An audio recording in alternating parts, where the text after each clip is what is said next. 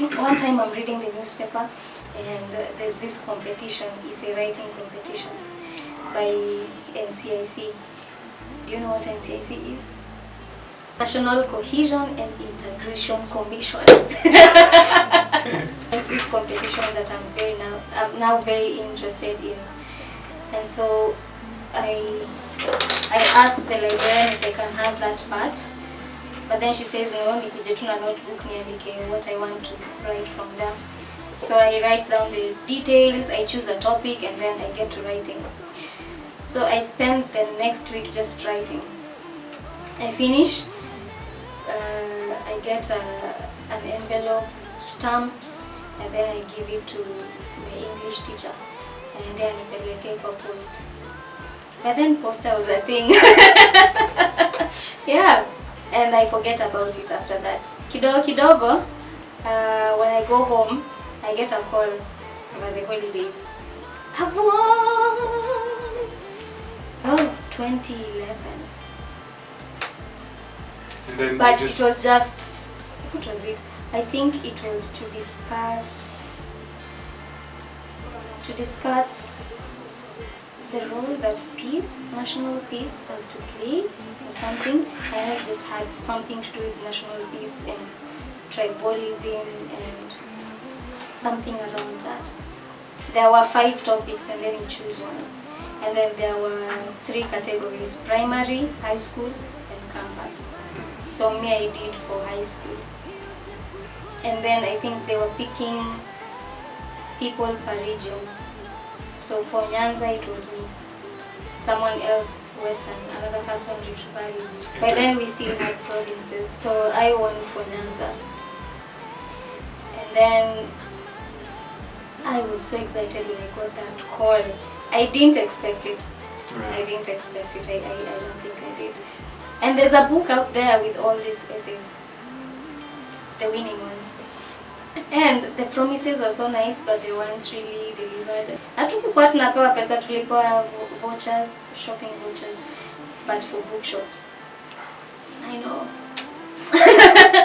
So the ceremony was, we went to we were taken to Intercontinental Hotel. And then did the gala. And it was beautiful. It was beautiful. Ulikuwa na buffet. It was my first time seeing a buffet. And anyway, I just ate familiar things. Taki pressure. So yeye naona watu wanakula kuku na fork na kijiko na kisu na shangai. Unatu? Unakulaje kuku hivyo? Unafaa kushikilia. Anyway, that's one of my favorite moments in life. Always. We got trophies, certificates. We were to become brand ambassadors. We were to go around media houses, spreading the word of peace and uniting Kenyans. And then we were to start peace clubs in our schools, which I did. When I went back to my school, I started a peace club. But then there was no support from, the heads. So you don't even know what you're supposed to be doing. Yeah. You don't know how to guide all these people who have decided to join your club. I don't know if it's sustained or tried. I've never gone back to check. I get to Form 4. Now I'm just all about studies. I study. I'm trying to get to university. I passed. Had a B+. Had a B+, and then I went to study project management in Moi University. By choice. What I wanted, it was one of them. It was advised by my then boyfriend's sister, his elder sister. That was my first love. His elder sister kaniambia. So I was wondering, what can I choose? My boyfriend chose nutrition and dietetics.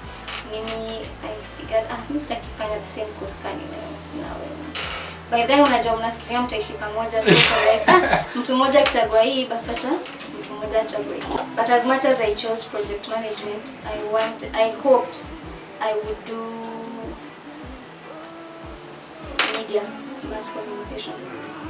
I wanted to go to MMU and do mass communication, but fate had it. I had to do project planning. I didn't want it. So now my mom said, "Nilipia tu niende MMU," and then she's like, "End up fanyeni kwanza, and then when you finish, nitakulipia hiyo ingine." And I believed her. But somewhere hapo katikati nikaona siwezi do it again. I just have to stick to this one and finish, and then just go live life. So I get to uni. First year was hard. Inception was difficult for financial reasons. That was difficult. So we go to uni, and tuko na just half the fee. Hata hiyo siku hatukuwa na fare ya kutufikisha hiyo shule. Mimi nilimtangulia saa zile bado yeye anatafuta fare yake. So nikafika, yeye akapata fare yake, ni join tukakutana tao. And then it was my first time also being in abroad. And then we get to school, tumepanga line. Watu ni wengi. Tumepanga line until 5:30 ndio tunafika. And then kufika mnaambia, "We can't admit you, half the fee." I cried. Literally. I literally cried. Nilitoka tu nje because now I was feeling hopeless. I was like, okay, hivyo tu ndio siingi uni. And then I just sat down at the pavement and cried. My mom was like, "Hapa kwanza, let me go make calls." I don't know what she did. I think she called everyone she knew to top up. And then they topped up, and what was left was 1,000 bob. And then she was like, "So, what try to survive?" I didn't have shopping, I didn't have anything, I just had my clothes. I didn't even have a sufuria or a cup or a plate. I had nothing. Yeah. So niko na tao, sijui hata nianze kushop for nini.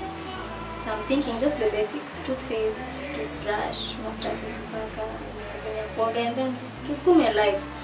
And then my roommate was Isabella, lovely lady. Isabella amenilisha.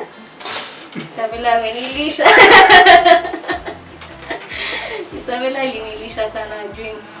God sent me a lot of nice people when I was in first year who ensured I didn't sleep hungry.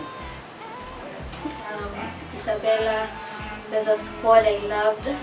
Nasir also really played a huge role in making me comfortable in school. My best friend at the time, Duke. Beautiful time. Now I'm in first year, I'm broke, I'm in a new town. I don't know what to do, but I knew one person, Duke, my best friend at the time. When I was in Nia, he was in Yala. And then immediately after we finished school, we came to know each other through a WhatsApp group. And then tukijua tunaenda si wote Moi, we were so happy. So at least I know someone. And because I couldn't get a hostel the first day, bado hawakuwa process school fees. Just hostels walikuwa tu wanapeana if you pay your whole fees up front. So Duke housed me until nikapata hostel yangu, my room. Then Isabella was just an angel for me. Now I was a very sad girl during this time, very low. And then Duke noticed, and then he knew I loved to sing, and he realized there was a band within the school. And the first day he went to the band, he was so excited. Alikuja kapo excited. Niko short ipenda. Akanipeleka band. And then by then watu walikuwa na audition, you had to audition to get into the band. And so I auditioned. The song nili audition now again, Avril. I'm missing you, and words can't explain. I feel I'm insane when you are away. Wanijaza na furaha ya kipekee. That's how it's been such a long time. I vaguely remember even what I was wearing. I had some blonde curly braids and a green trouser and a green top. Anyway, they liked me so much. They welcomed me into the band. Of course. Of course.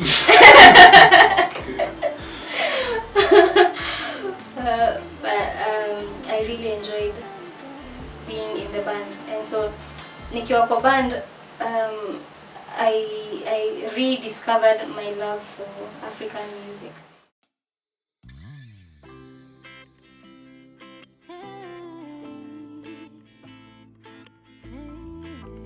Max, kuna Amlioto, kuna Regina Mlecha. Yeah, unamjua? She sings with Kidum. Eshuchi Lumumba. Yeah, music teacher and also still a musician as well. Kuna Muhonja the African. Unamjua?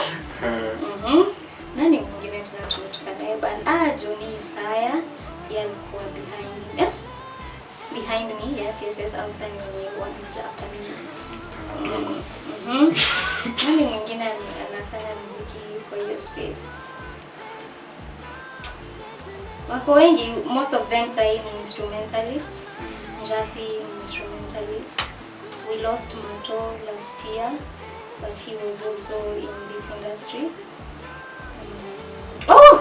Kuna Maria Ngoma. Empress mwenyewe. Kuna Matilda. Matilda has also been in Google Simo. Wako wengi, tuko wengi sana hii industry tukitesa. So I joined band and I rediscover my love for, rumba, lingala, benga. Because also, we had two patrons, elderly, and so hiyo ndio muziki yao, and so they push us to gravitate towards that as well. So we had Mr. Ongeri and Mr. Yogo. Mabeshte zangu sana.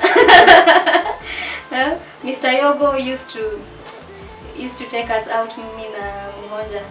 Kwenda tu in Moi kulikuwa na clubs for the young people and then pubs for the old people. Within the facility. Within the facility. Like Moi it's just a wholesome place the way it is. You wouldn't need something outside of it. So everything you would need equal within the center. And so as much as most of the time nilikuwa hii side nyingine kwa youngings. Unaweza cross. Nilikuwa time yogo anataka kupiga story na sisi tuko hii side. Tukisip tu pole pole akitupigia stories za his younger days. He really loved his wife, and he'd love to share their stories, how they met, just their love story, and it was beautiful to listen to.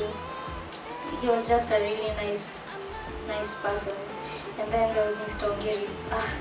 Beshte yangu hadi wa leo.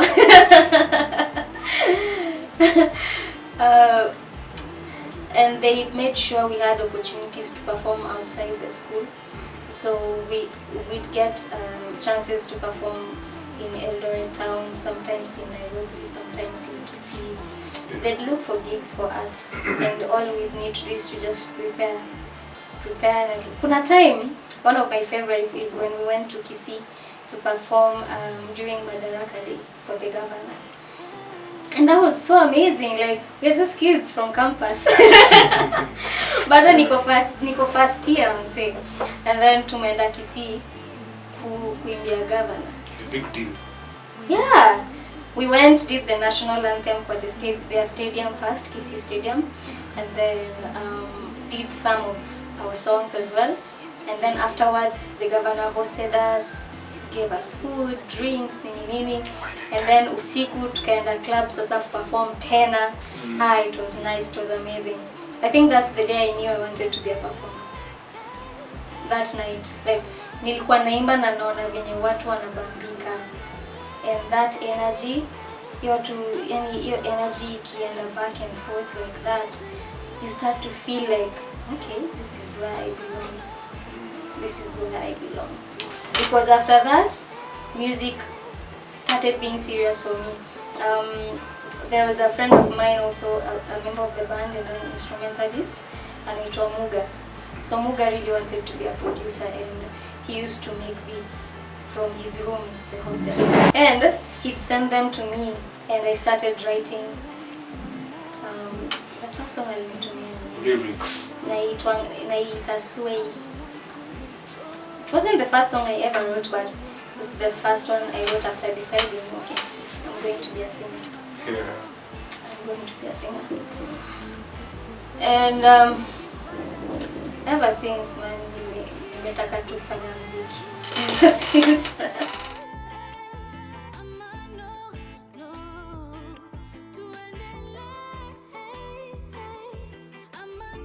So, Alicious.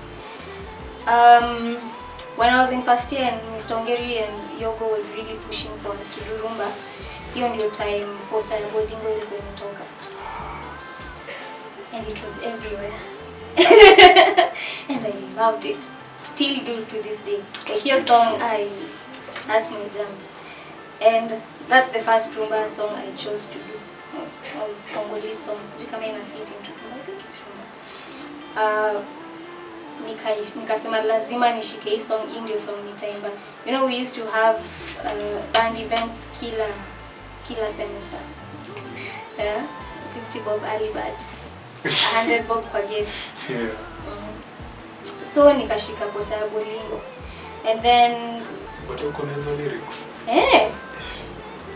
Nakolingana ngai lisusute nakokabaya ngai motema te nakosopa ya ngai ayamisote nakoboma ya ngai nzotote bapasi oyo lagisinga isilisinga posa banzela oyo legisinga isilisinga posa babuto yezanga bongi isilisinga posa ya bolingo ya bolingo ya bolingo ya bolingo ya bolingo ya bolingo. I loved it. Baka nilikuwa naiperform kila event, nikanicknameiwa ya bolingo. So people used to call me, listen ya bolingo. Crazy. And then I started nikiingia social media, nikafollow Alicious, and I used to do her covers. And then one time she had a challenge. Ukifanya cover yake, it was $200. But the competition was open. The challenge was open to the whole of East Africa. It was a boom play challenge. So boom play TZ, boom play Kenya, and Uganda sijui kama iko pamoja. And so I did my thing. And then tulichaguliwa. Eventually they decided to spread the money between both Tanzania and Kenya. So $100 in TZ, $100 ikuje Kenya. So I won, got my $100, got to meet Alicious, and then we've been friends ever since. And after that, when alikuwa nafanya Choma na Ngoma 2019, she called me and she was like, yo, see we do this. And Choma na Ngoma came. I was so excited. It's also the first time I met Akina Mutoria, the movement nilikuwa. And during practice, most of the time since she was so busy, so ni mimi nilikuwa na practice na Akina Mutoria. Ni kama shoni yangu. So I just take them through the songs and tunafeel kama worked out well. I flew in my mom to come and meet her because my mom is her biggest fan. Wow. Tuko Nairobi, ilikuwa inahappen KICC. Yes, and she had to meet her and she had to take photos with her favorite artist. But time ya performance ilibaki kidogo. I missed out on the first song na venye I was singing Juliana's verse. I was to sing Juliana's verse on Bitanjia. And it was the first song we were opening with. Now, tulikuwa tunangoja huko hivyo Intercontinental. I didn't notice people passing. Tulikuwa tumekaa hapo tu na my mom. I think walipita time nimeenda changing room. Kutoka mimi bado nimekaa tu and then nilipigiwa uko wapi tunaingia stage sasa. Wewe niko like haya, kwani mlipita saa ngapi? Mimi sijaona mkipita. Nikatumiwa driver mbio mbio, nikaingia stage halfway. But the rest of it was beautiful. The rest of it was beautiful. That is also among my favorite experiences. After party, we go to this club in West and it received nicely. I wish they sent us shirtless boys with muscles instead of very beautiful girls in tight dresses. It was my first time tasting Moet. And Remy Martin smells terrible. I'd rather stick to Konyagi. Konyagi and Gilbis for the win. So that was really nice. That was really nice for me. And then ever since we tried to stay in contact. She's not in the country most of the time because she lives abroad and also she works there. So she only gets to come during the holidays or leave days. So that has been one of my strongest supporters, especially tukiwa huko KICC alikuwa ananiambia okay, so this is so and so, if you want this and this, that's the person you should get to know, this and this. So alikuwa ananichanua sana on how things work, who you should know in case you want something, who to network with.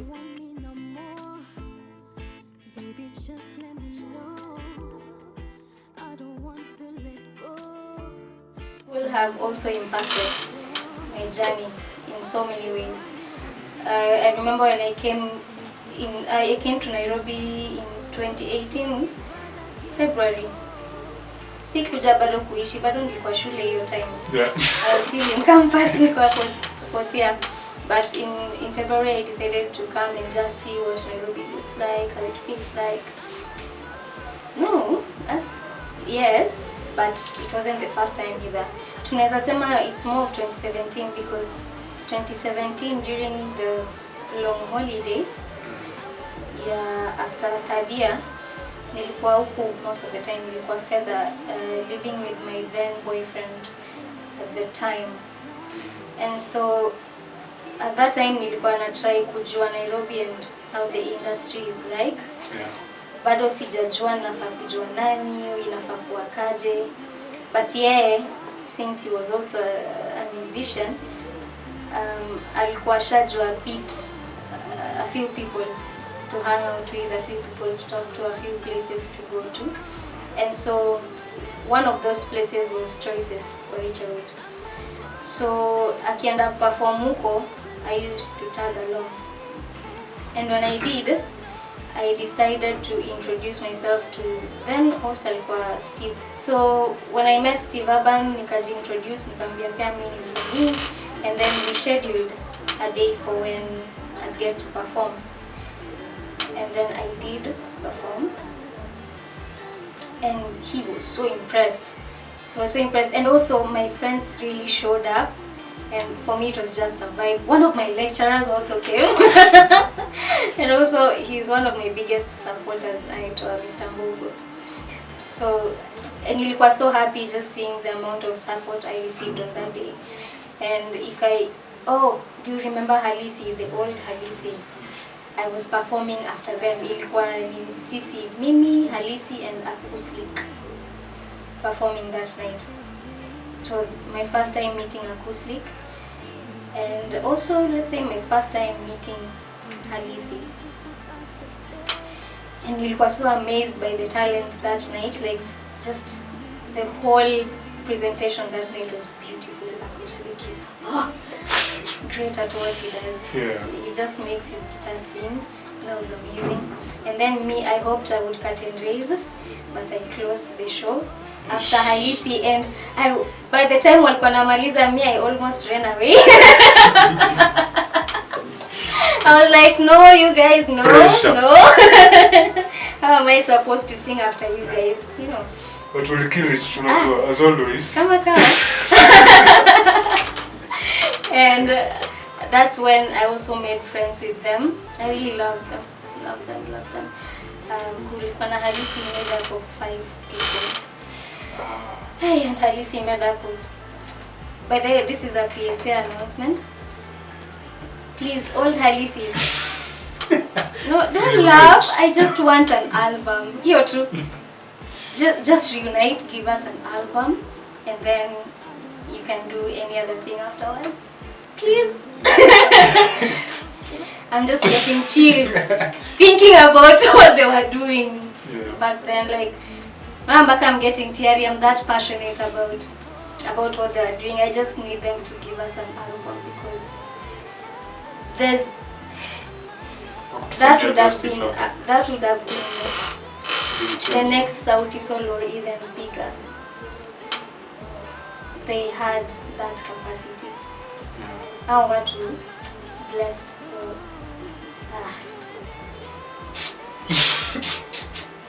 Anyway, so I performed after Halisi and killed the show. They listened. They were in a hurry. They had somewhere else to perform. But then immediately I started singing, they stayed. They were like, okay, we are late, but you're dope. Can wait. It can wait, kidogo. And we became friends ever since. That was my first time, really, yeah, my first time performing in Nairobi. Choices. I shout out to Steve. After that, went back to school, came back in 2018, February. Now I decided I want to figure out how to start recording music. And then the first studio I went to was Box House, Ngala Oreyo. If you don't know Ngala Oreyo, then you know Yunasi. And Ngala is a singer in Yunasi. So yeah, I went to Ngala's studio. Sikuwa namjua by then. A friend of mine anaitwa Kid. Anarecord hapo hivyo ama. Kid alikuwa producer.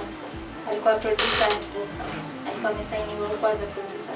So ananiambia najua type ya muziki yenye unafanya na najua mali unaweza fit in. So he takes me to Box House.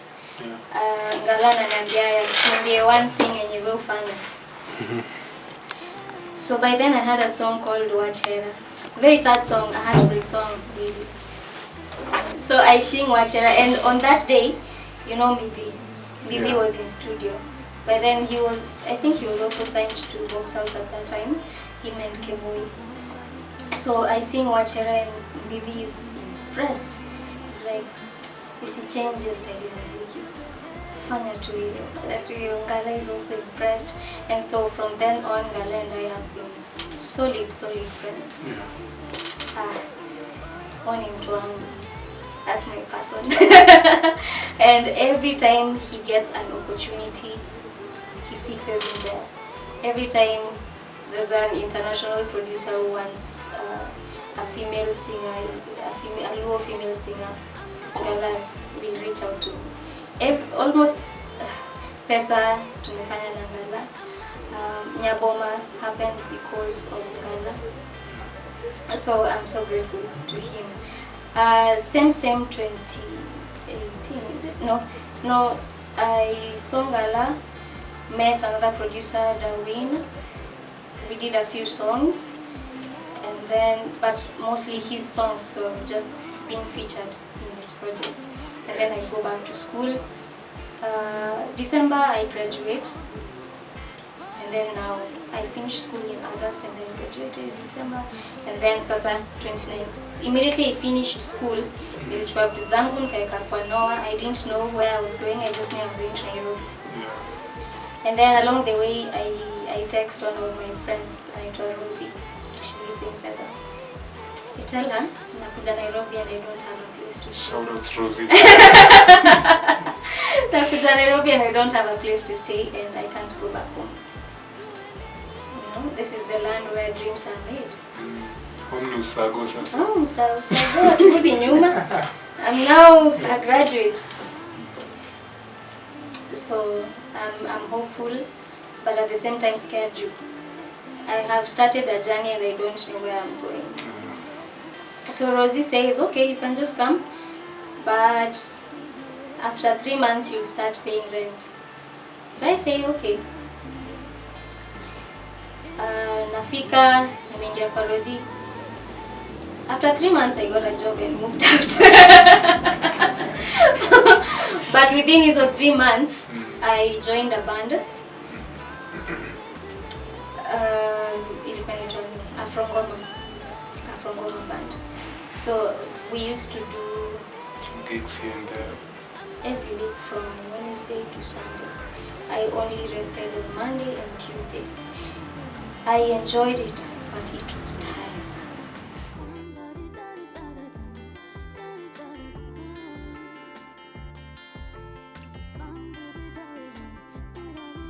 From Goma, I met there's a friend of mine called Vivian. So Vivian was like, there's this producer friend of mine, anataka kunifanyia projects, but mimi, I'm not sure if that's the path I want to go. So I want to give that chance to you. Tunajua wewe, hii ni path yenye nimeshachagua. So I'm like, okay. And then ananipeleka Umoja. Producer anaitwa Marlon. So Marlon ananiuliza what I want. I just share my vision, I share what I've already been working on, these are the songs I've written. By that time I had already written so many songs. But most of them zilikuwa. So venye alizisikia, he knew exactly what type of artist I was. And tukaanza work. That was 2019, somewhere mid 2019. Tukaanza work on an EP. The EP was to be called Dala. And then it was to have 5 songs. We recorded, did we record all the 5 songs? We recorded all the 5 songs, but then somewhere hapo katikati, something happened that could not allow the other 2 songs to come out. So I released a premature EP with 3 songs. And basically 2 songs and half a song. Because one of them was an intro. Msanii was supposed to be an intro to the EP and then 4 songs. The other 2 songs, moja ilikuwa inaitwa Prepare, ingine ilikuwa inaitwa Bakinami. Bakinami is one of the most beautiful songs I have ever written. Because to me, that was an apology to myself. Someone really did me dirty. Someone really did me dirty and never apologized for it. And I couldn't see myself moving away from that pain without that apology. So I decided if it's not going to come from him, it's going to come from me thinking it's coming from him. So I made him apologize to me. So, yes.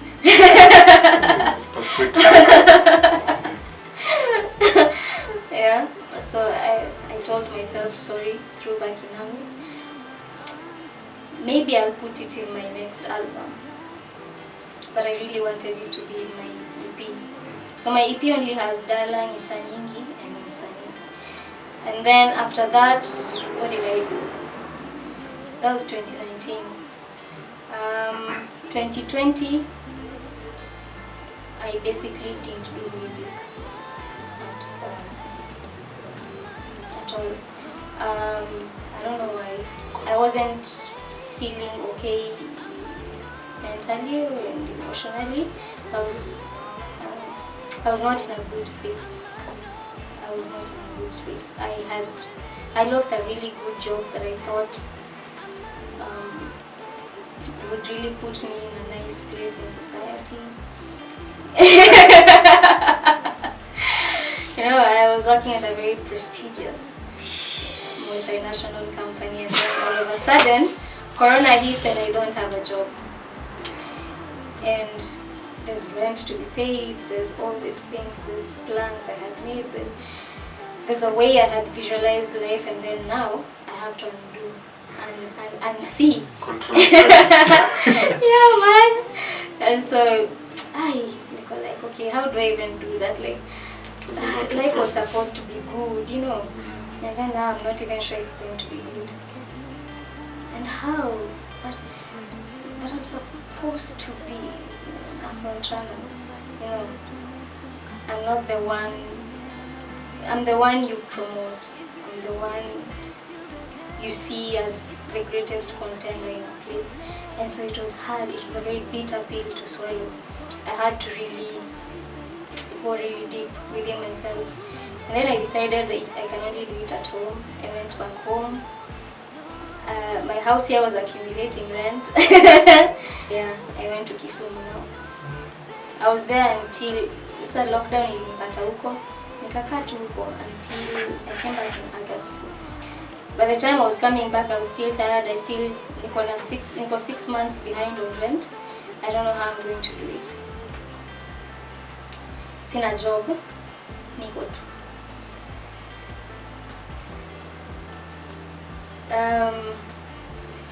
By then still, nilikuwa naona career as what I'm supposed to be doing, and then music is just something I do as a hobby because I can do it. So we get to 2021. We did Tuendelee in 2020 during lockdown.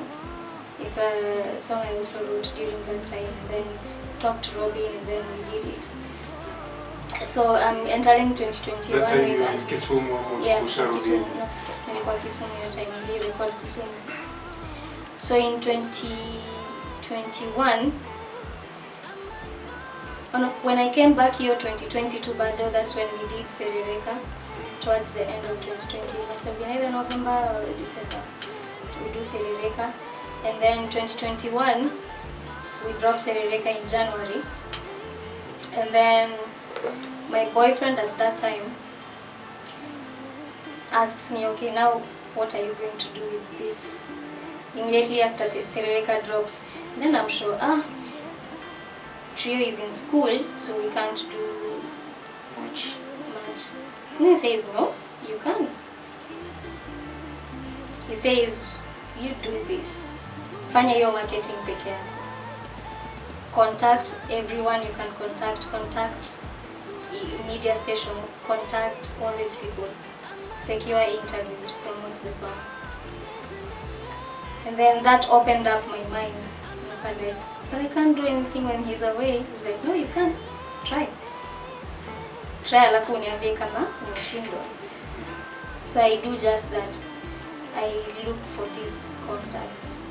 Nani ako na contacts za this? Nani ako na television? Nani ako na hii? Nani ako na ile? I get numbers. And then I start sending messages. Akina Jalango, akina mzazi, Tuva, whatever.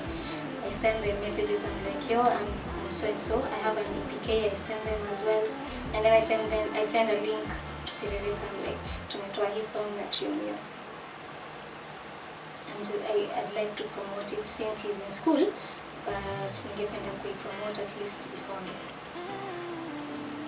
Then I secure interviews just like that. Guys are just seeing me on TV left, right and center. Unasema the people in the village walichinja mbuzi hapo kwa stage. Man, every time that's the story. That's all I hear when I go back home. Tulikuona kwa TV. Most of them ni roga. So, nwanini yes it is. Ukidance na obachi. Some of them sing my songs back to me. They're like, Nyakoni orokango. And then they dance. That's how they greet me. So most of my aunties back in Shags wanakuwa like, wakiniona, ai, Nyakoni orokango. Na wana dance wakikuja. It's so wholesome. It's beautiful. It's really beautiful. So I do these interviews and I'm all of a sudden I get the drive to be a musician. Not as a hobby, but to actually be a musician, and it's not just singing or knowing about music. It's doing it and spreading that consistently. So in 2021 I decided to now be. That's when tukafanya goma, tunafanya pesa zote zikatoka. No. Hizo sasa ni masingo. EP ni dala. 2020 hatujafanya kitu. Tuendelee peke yake na Siririka, and then all these things drop in 2021. So 2021 I realized to be a musician and to be in these spaces you have to do more than just making that music. You have to promote it.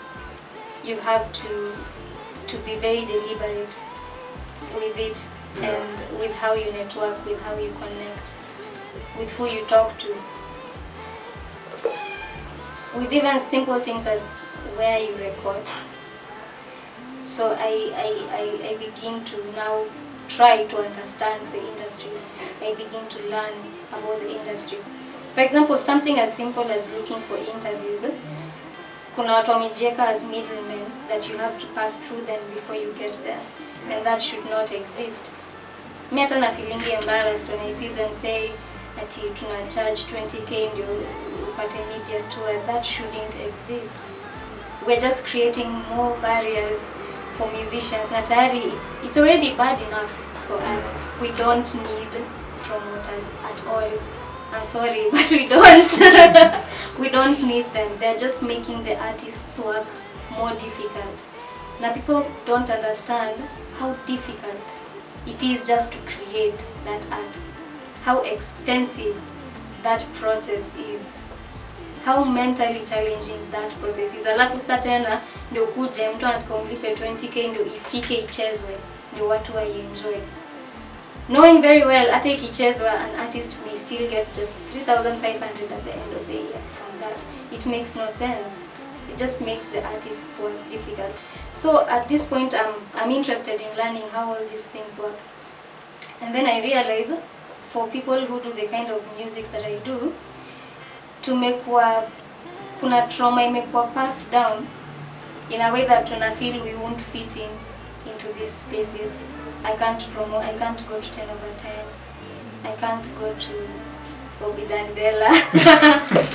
Tunakaa chini tunajiambia hata hakuna haja kutafuta. Watu wenye wali experience and then they decided they won't fight that system. So wameacha mainstream media ikuwe for commercial music, commercial musicians. But someone has to start that war, someone has to push it. Someone has to push that barrier or it won't change. So sisi wote, hata mimi nikianza kuambia watu hivyo instead of kuambia no, we fight it, we push it, last, itaendelea tu. Other alternative musicians that come after me, nikianza kuambia no, we can't promote our music on 10/10, watachukua hiyo and they'll start wonder, okay, now where do I take it basi? And then they realize there are no other spaces that much. And then what now? They give up. It's a wrap. It's a wrap. You die poor when you can make money. Sitaki kukua personally or to point out artists, but utapata most alternative artists. Audience yako itakuwa na how many people? 20? Sometimes even less. And that's not enough. You need to reach people. Utapata kuna 1 million people watching 10/10, maybe 200 of them like what you're doing. That's 200 more people than you didn't have. Reach is what counts. The more people you reach, the more people you find. The more of your people you find. Na hawako tu in one particular space. Wako kila mahali, you just have to find them. And that means hiyo kila mahali lazima uende. Lazima uende kila mahali ndio upate hao watu 200. Haimaanishi ukienda 10/10 utaimpress all the 1 million. But pengine hao 200 wanawachingi 10/10 peke yake juu they aren't exposed to other channels. So ukiwapata hapo, then now you direct them to where you do your thing, to where they can find you other than there. But that means you have to insert yourself into that space first. That means you have to do away with that fear, that trauma. And so for me, when I started to insert myself into these spaces, other alternative musicians were like, hey, now I'm encouraged. No, how did you do it? And Jumadi is one of them. I shared those contacts and I was like, just ask them. And before I leave these spaces, I'm like, I also know other people, because nilikuwa nafanya muziki, they're like, wow, hawasikiangi hii. And it's because we don't go to them. They don't know it exists. Watajuaje kama hatuendi? So I go there, I do my stuff, and they're like, wow. One of my favorites, Malik. Malik is the producer at 10/10, Roga Roga, and that reggae show as well. Most shows in Citizen. Yeah. So the first time, Malik is one of the contacts nilipewa when I wanted to promote Shari Afrika. And then hakunisumbua hata. I was like, yo, can I come promote me? Sure. He was like, okay, next Friday. Tuma picha, poster, kuja. Una perform kitu ingine tena? Yeah, I'll do an acoustic set. I come, I perform some of my songs. I do Nyagoma and nilifanya gani nyingine. And then after that, ndio sana nafanya Shari Afrika. So I have sold what I came to sell, but also myself. After that, called me again. Nikaenda tena perform, nika notice, okay, I have an advantage that other people have not yet seen. So I decided to introduce other people to that space. My first one was Jumadi. She got the interview, I think, immediately after me. And then I was also the first person Malik invited to Ramogi TV. He also ensured he invited me to Roga Roga as well.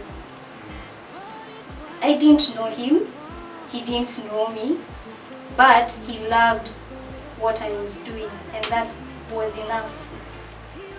And he made sure he pushed it in every way he could.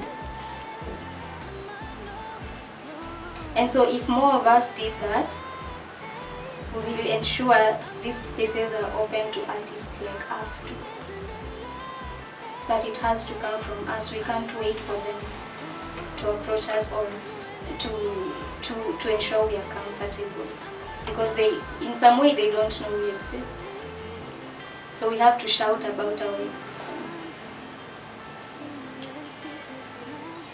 We need to learn more about how our industry works. Those who know need to share and teach and encourage and inspire. And also bring more people to those spaces. And hiyo chain iendelee, mwenye ameletwa pia analeta wenzake. Hiyo chain iendelee. You know, funnily, that's not an artist thing, it's a human thing. It's everywhere. Yeah. Even in the regular workplace. Yeah, mtu akiona unakuja juu sana, that means you're threatening their position if they are above you kidogo. And no one wants you to. It's very rare. Yeah. It's very rare to find people who want you to be even in the same space as they are. It's not a music thing. Even tu music imetuweka in the limelight, so people get to witness it. But in our Kibo, everywhere, venye tuko, I think to wanting to be competitive. Yeah. It's a competitive world. But I remember nilikuwa na show flani. Was it 2020? I think 2020 Valentine's. So nilikuwa nimepewa gig at Dago's. I used to be a resident singer at Dago's. That means I was there every day. That's my home. And all of them just welcomed me and made me part of their family. So grateful. So nikapewa gig February 14 of 2020. Fantastic. No one showed up.